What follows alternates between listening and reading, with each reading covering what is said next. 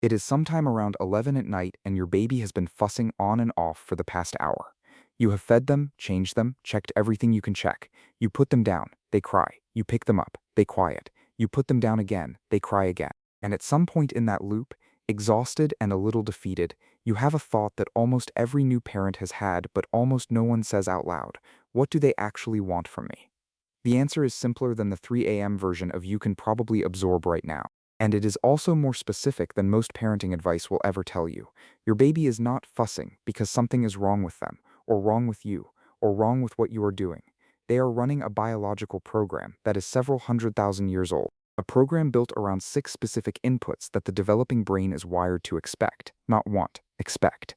The distinction carries more weight than it sounds. Developmental neuroscientists at the Harvard Center on the Developing Child spent decades mapping what actually builds the neural architecture that determines how a child thinks, regulates emotion, and forms relationships for the rest of their life. The answer kept pointing back to the same category of experience, not programs, not methods, not any product or philosophy or schedule. 6 acts, ordinary, daily, physical acts that most parents are already doing without understanding the weight of what they are building each time they do them.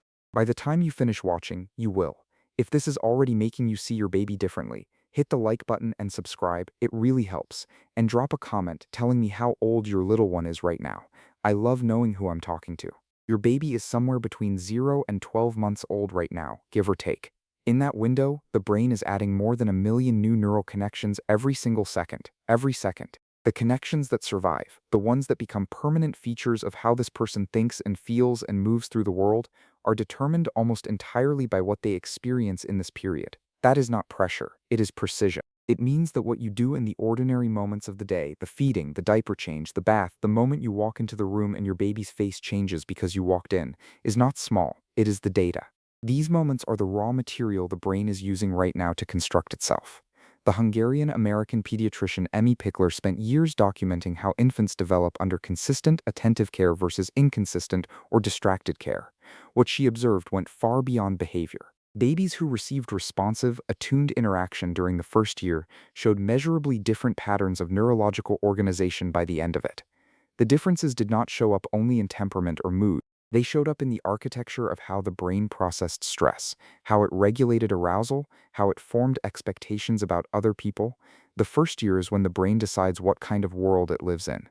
Your baby is making that decision right now, one ordinary moment at a time. Most parents hear that and feel the same thing, a tightening in the chest, a quiet inventory of all the moments today that were not perfect. The time you were on your phone when they were on the floor, the moment you were too tired to match their energy. The afternoon you put them in the bouncer because you needed 20 minutes of quiet. What the actual research says, very clearly, is that perfection is not what the brain is searching for. The brain of an infant is not measuring you against an ideal, it is measuring you against a pattern. Specifically, it is asking one question on repeat, every hour of every day. When I reach out, does something reach back? That is the entire question. And the research is equally clear about what counts as an answer. Now here is the part that lands differently once parents actually hear it. Most of the advice given about infant development, the products marketed, the schedules promoted, the philosophies packaged, all of it is built on an assumption that is genuinely understandable and genuinely off. The assumption is that development is something you do to a baby. That growth is something you produce through the right inputs at the right times in the right quantities. Buy the right toy, play the right music, enroll in the right class, do the right things in the right order, and the brain will build correctly. This assumption comes from love. That matters. Every parent who has bought an educational mobile or a black and white flashcard set or a developmental app subscription did it because they wanted good things for their child. The intention behind it is real. What the neuroscience keeps finding, study after study, is that the mechanism is wrong. The brain of a developing infant is not primarily shaped by the richness of the sensory environment surrounding it, it is shaped by the responsiveness of the human being in front of it. The toy does not answer back. The app does not notice when the baby's expression changes. The mobile does not pause when the baby looks away because they need a moment. You do. That capacity to notice and respond and adjust and return is what the brain was designed to receive. You cannot replicate it with anything else. The parents spending money on developmental products to supplement their presence are, in many cases, substituting the very thing the brain needed in the first place. That is not a judgment. It is the most consequential thing developmental science has found about the first year of life. And once you understand it, everything about what doing enough actually means shifts completely. There are 6 acts your baby silently begs for every single day. 6 specific inputs the developing brain is wired to expect from you. And the first one is happening between you right now in more ways than you realize. The first act is the one the Harvard Center on the Developing Child calls serve and return. Your baby makes a sound, a babble, a whimper, a look across the room that holds for half a second longer than usual, and you respond. You lean in, say something back, mirror the expression on their face. That exchange, that tiny loop that closes 100 times a day without you counting it, is not just interaction, it is construction. Every time that loop completes, a neural connection forms. Every time it is left open, a stress response begins instead. Cortisol floods the developing system, and if that pattern holds, the baby does something researchers were not expecting to find. They stop sending signals, not because the need disappears, because the brain has learned, very efficiently, that reaching out leads nowhere. A study published in the Journal of the American Academy of Child and Adolescent Psychiatry found that variations in how consistently a mother reads and responds to her baby's cues directly predicted the structural volume of the baby's brain. Less responsive interaction correlated with measurably smaller subcortical gray matter volume. That is not behavior, that is architecture. The good news, and the research is clear on this too, is that you do not have to get it right every time. Getting it right roughly 1/3 of the time, missing it, repairing it, and trying again is enough to build secure attachment and healthy brain development. 1/3.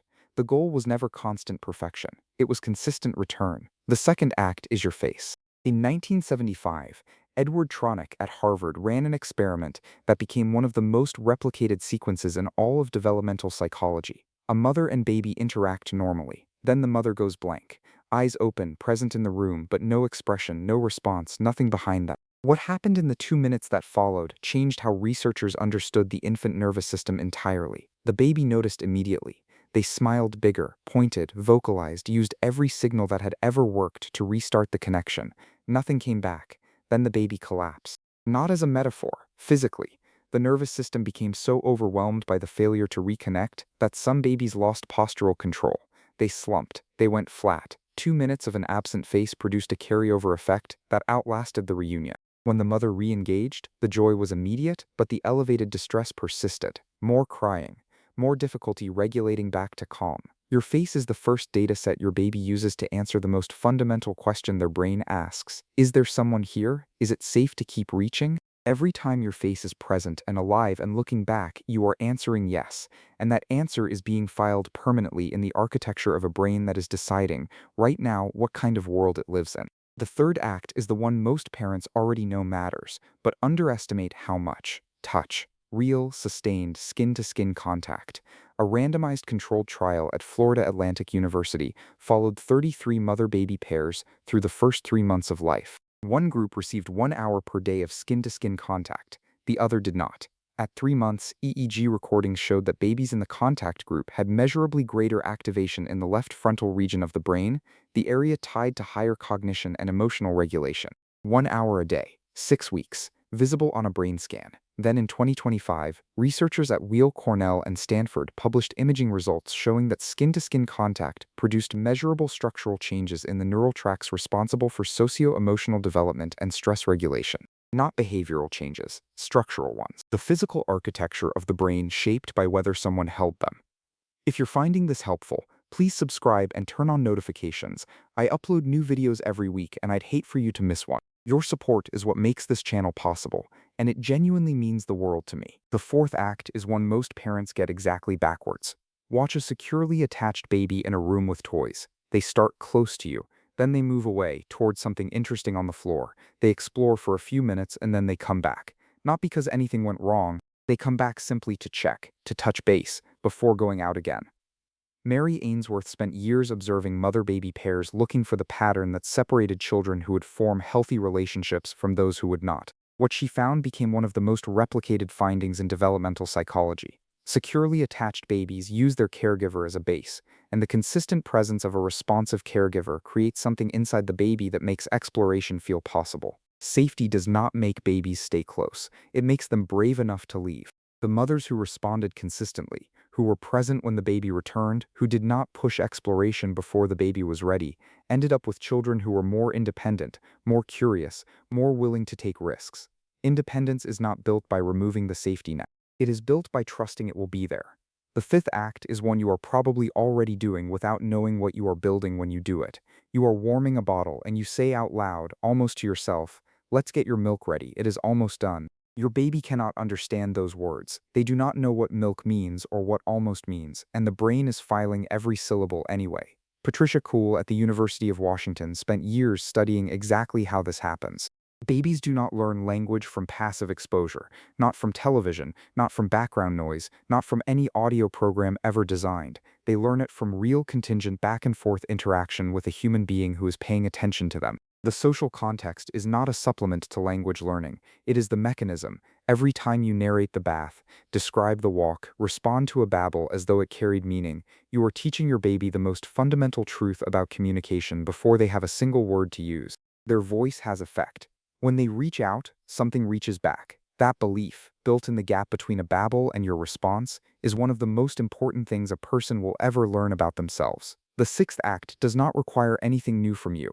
It only requires that you stay. Consistency, showing up the same way on the hard days as on the easy ones, is what builds what attachment researchers call the internal working model. The map your baby is drawing right now of what relationships are, what other people do when you need them, whether the world is a place that answers back. John Bowlby was explicit. The infant brain does not learn trust from a single beautiful moment. It learns it from repetition, from the pattern of you being there when they needed you, leaving and coming back. That loop, repeated across hundreds of ordinary days, is what writes the first story a child ever tells themselves about love. Now go back to that 11 p.m. moment. Your baby fussing, you picking them up, you putting them down, them crying again, you picking them up again. That loop you were exhausted by was not a failure. Every time you came back, you were answering the only question that mattered. When I reach out, does something reach back? You were answering yes, over and over, in the dark, without knowing you were building anything at all. The brain your baby is growing right now will carry this year inside it for the rest of their life, not as memory, as architecture. The way they regulate under pressure, the way they reach toward people when they need something, the way they decide, somewhere below the level of thought, whether the world is safe enough to move through. You built that, in the feedings and the face-to-face and the holding and the returning and the talking and the staying, in all the ordinary moments you were not sure were enough. They were more than enough. Thank you so much for being here until the very end. It means everything.